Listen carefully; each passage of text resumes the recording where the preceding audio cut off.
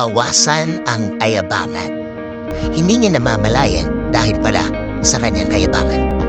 Ang isang taong mayabang, yung siglakas ng bagyong dating, ay kahit kailan hindi lapitin na taong ayaw magstay sa buhay niya at laging naghahanap ng excuse para hindi lang siya makasama, para hindi lang maging close sa kanya.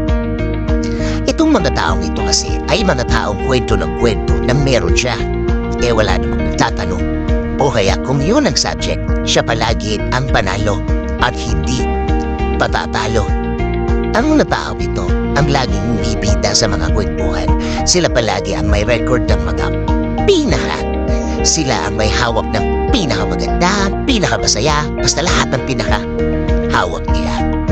Magsisimula ka palang magkwento, may panapat na sila agad. Bato-bato sa langit, ang tamaan sana.